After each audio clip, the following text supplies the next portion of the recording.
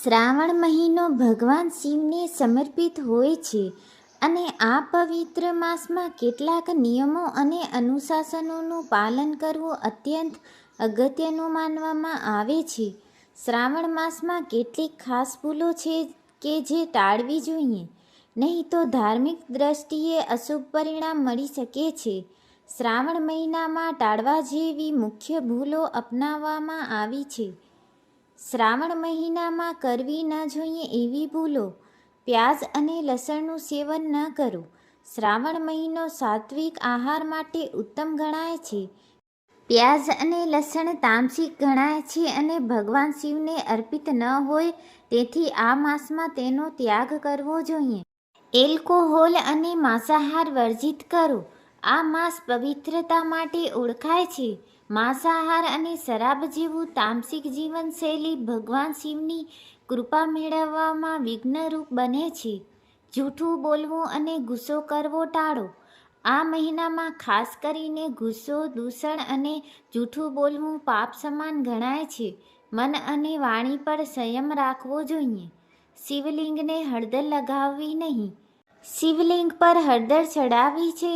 હળદર સ્ત્રી તત્વનું પ્રતીક છે અને ભગવાન શિવ પુરુષ તત્વ છે, તેથી હળદરનું અર્પણ તેમની પર નહીં કરવું. શનિવારે દૂધથી અભિષેક ન કરો. શનિવારને શનિદેવ સાથે સંબંધિત માનવામાં આવે છે. આ દિવસે શિવલિંગ પર દૂધ ચડાવવું ઉચિત નથી માનવામાં આવતું. મૂલ્યાંક અને ટીકા ટિપ્પણી ન કરો. શ્રાવણ માસ દયાળુ અને સહનશીલ બનાવવાનો સમય છે.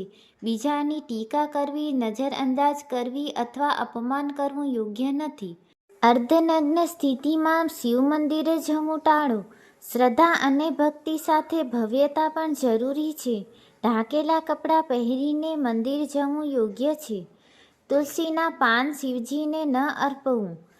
તુલસી માતાજી ભગવાન વિષ્ણુને પ્રિય છે અને શિવલિંગ પર તુલસીના પાંદડા ચડાવવાને અશુભ માનવામાં આવે છે. મોબાઈલ ફોન અને દોડાટ મંદિરમાં ન કરો. શ્રાવણ મહિનો આધ્યાત્મિક શ્રદ્ધાનો સમય છે. મંદિરમાં શાંતિ રાખવી અને સાયલેન્સનું પાલન કરવું ખૂબ જ જરૂરી છે. અશુદ્ધ આહારમાંથી પૂજન ન કરવી. ભોજન બાદ હાથ, મોઢું અને પગ ધોઈને શુદ્ધ રીતે જ પૂજા કરવી જોઈએ. આ શુદ્ધ આચરણોથી મળશે ભગવાન શિવની કૃપા. નિયમિત ઉપવાસ અને દુર્ગા સપ્તશતી, રુદ્રાષ્ટકમ અથવા મૃત્યુંજય પાઠ કરવો. રાત્રિના સમયે વ્યસનો જેમ કે તમાકુ, દારૂ વગેરે ટાળવો. દર સોમવારે શિવજીને જળ અને બીલીપત્ર અર્પણ કરવો.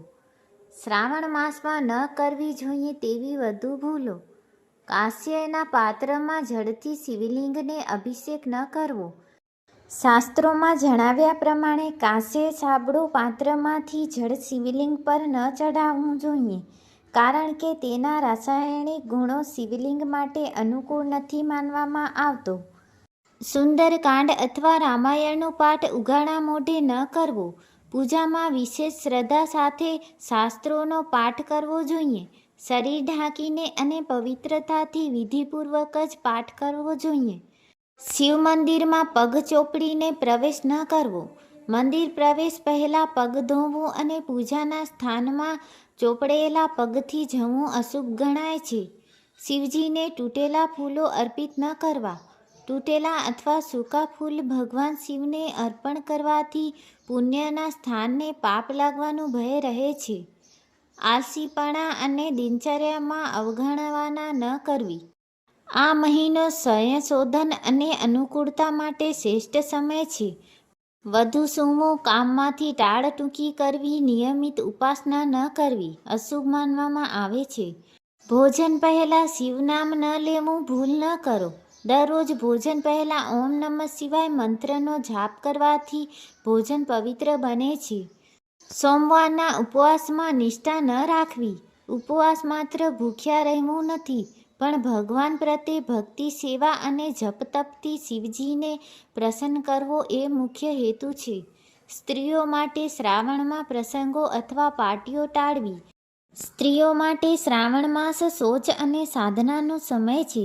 શિવજીના પૂજક કાળમાં ભોજન પાર્ટી, ડાન્સ કે માહોલી કાર્યક્રમોથી દૂર રહેવું યોગ્ય ગણાય છે.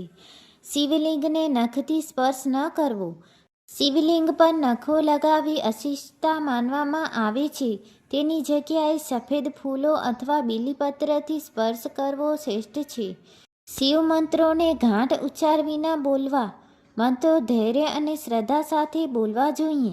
ઓમ નમઃ શિવાય, મહામૃત્યુંજય મંત્ર વગેરેનો ઉચ્ચાર આબાળ વૃદ્ધિ માટે પણ કલ્યાણકારી ગણાય છે.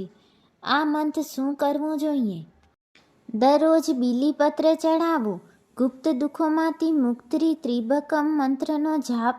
આરોગ્યમાં વૃદ્ધિ. ગાયને ચારો ખવડાવો. ધન સંપત્તિમાં વૃદ્ધિ. બ્રાહ્મણને દક્ષિણા આપવી.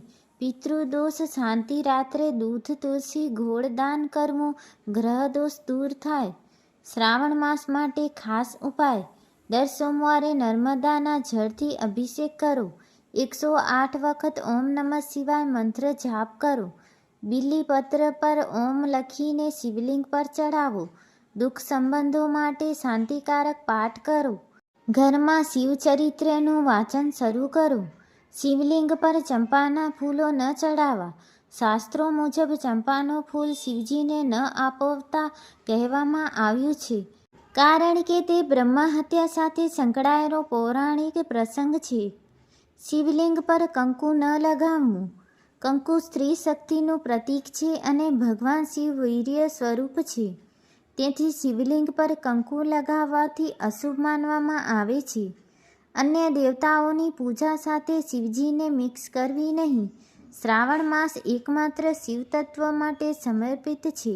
ભગવાન શિવની ઉપાસના ભક્તિપૂર્વક એકાગ્રતાથી અલગથી કરવી જોઈએ. ભક્તિમાં સ્પર્ધા ન કરો.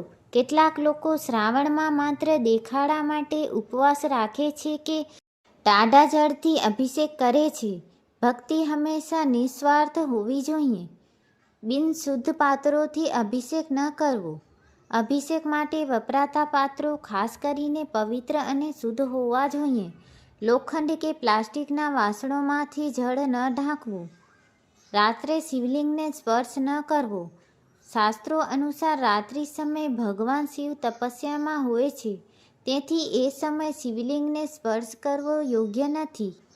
મંદિરમાં ઊંચી અવાજે વાતચીત ન કરવી.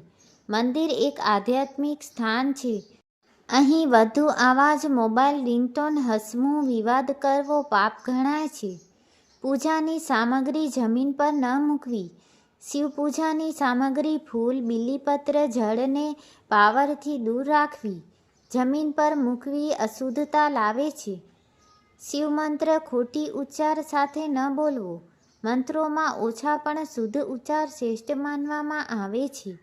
ખોટી રીતે બોલવું ઓમ નમઃ શિવાય પણ પરિણામ વિરુદ્ધ આપી શકે છે. પૂજાના કપડાં ગંદા કે કાળા ન પહેરવો. શ્રાવણ પૂજામાં સફેદ, પીળા કે ધોળા કપડાં પવિત્રતા દર્શાવે છે. કાળા કપડાથી નકારાત્મક ઉર્જાનો સંકેત મળે છે. શ્રાવણમાં કરવા યોગ્ય કર્મો. સકારાત્મક માર્ગ. કાર્યલાભ. દર સોમવારે ઉપવાસ, મનથી શાંતિ, કર્મોથી શુદ્ધિ, બિલ્વવૃક્ષની સેવા, ભગવાન શિવને વિશેષ કૃપા. પૂજામાં ઘંટ વગાડવો. નકારાત્મકનો નાશ. દૂધ, ઘી, મધથી અભિષેક. જીવનમાં મધુરતા અને લક્ષ્મીનો પ્રવેશ. શિવતંત્રમાં ધ્યાન સાધના. આંતરિક બળ અને શિવતત્વ સાથે જોડાણ. પ્રેરણાદાયક પૌરાણિક સંકેત. શ્રાવણનો દરેક સોમવાર શિવજીના 12 જ્યોતિર્લિંગના સ્મરણ માટે છે. શિવજી ભોલેનાથ છે, પણ ભક્તિનું ભાન અને ભાવ જોઈને જ કૃપા કરે છે. વિરાટ તપસ્વી હોવા છતાં પણ શિવજી ભક્તોને તુરંત પ્રસન્ન થઈને આશીર્વાદ આપે છે.